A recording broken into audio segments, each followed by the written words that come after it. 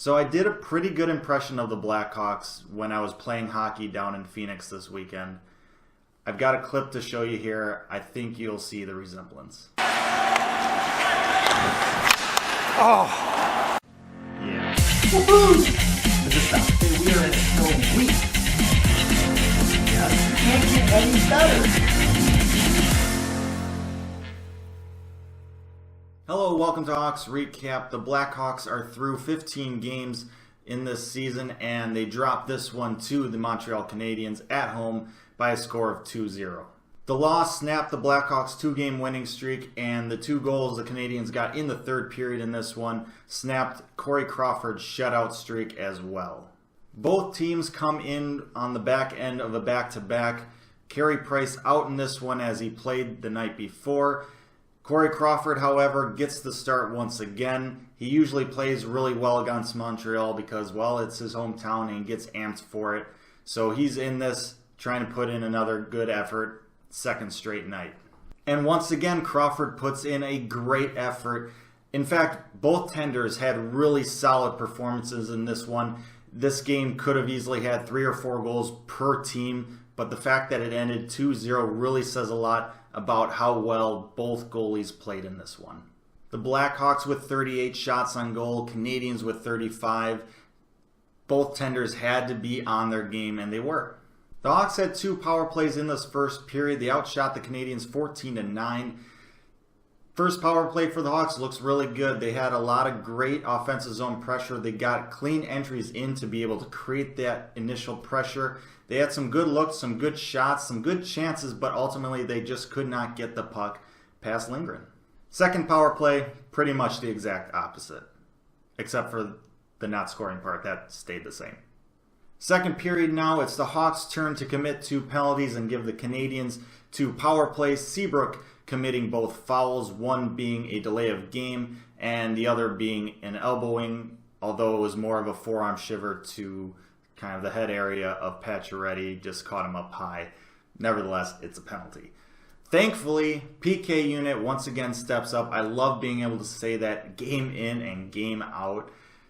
Both teams go 0 for 3 on the power play in this one, so special teams kind of was negligible in this one. Once again, the Hawks outshoot the Canadiens 14-9 in this period. It says a lot, especially when the Canadiens had 2 power plays.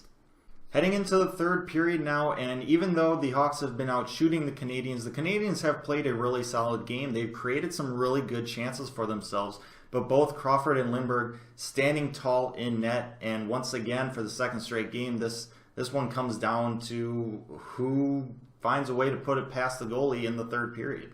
Unfortunately, the Hawks come out on the wrong end of it on this one. Jonathan Drouin opening up the scoring a little less than 2 minutes into this third period. One-on-one, all alone with Crawford off a bad turnover, and he just finds a way to bury it. It's 1-0 Canadiens. Connor Murphy did not have a good game in this one. He had 2 bad turnovers that led to some A-plus chances for the Canadiens and even a goal. He's had some really good games lately, but this definitely was not one of them. The Blackhawks would go on the power play shortly after, but like I said earlier, they go 0 for 3 on the power play in this one. They cannot find a meaningful power play goal like they did the game prior against Minnesota. A little less than 8 minutes into this third period, Joe Morrow takes a slap shot from the point, and somehow the puck finds a way past Crawford. There wasn't a whole lot of room, but sometimes pucks don't need a whole lot of room. They find a way in. I think it went in between Crow's glove and pad. It's hard to tell, but pretty big screen in front from Shaw. Crawford couldn't really see it. Canadiens go up 2-0, and they would go on to finish this game and win by that same score. For the most part, I thought the Hawks played pretty well in this one. They created a lot of opportunities for themselves, had some crisp passing, created some turnovers. The Canadiens played pretty well as well, but that third period, they seemed like they had a little bit more jump than the Hawks, and even though both teams were on the back end of a back-to-back, you'd think the fatigue level would be about the same. It wasn't. Hawks looked a little bit slower. Canadiens took advantage of that, scoring the only 2 goals of the game, and the Hawks once again just can't really find a way to put that puck past the goalie. Unfortunately for Crawford, he gets the loss in this one, even though he played really well. You can't expect your goaltender to put up 9 straight periods of shutout hockey. That's just not realistic. And the Hawks, they got to find a way to put the puck in the back of the net. Up next on the docket for the Hawks, they travel to Philly to face the Flyers. Before that, they have 3 days off to rest and relax and prepare for that matchup. Last time they had 3 days off, they played the Flyers and they won 3-0. We'll see if that trend continues. We'll also see if the Hawks offense finds ways to put the puck in the back of the net.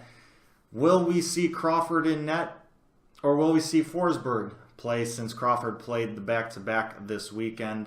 So many questions. I want to know what your thoughts and what your answers to those questions are in the comments below.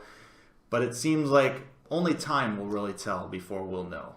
Once again, just like with the Minnesota game, I apologize for how late these videos came out. I thank you so much for bearing with me on that. And thanks for watching this episode of Hawks Recap. I really hope you enjoyed it. Let me know your thoughts on the game down below in the comments section. Slapshot that like button, man. Share, subscribe, whatever. But most importantly, stay safe, make good decisions, and I'll see you again next time.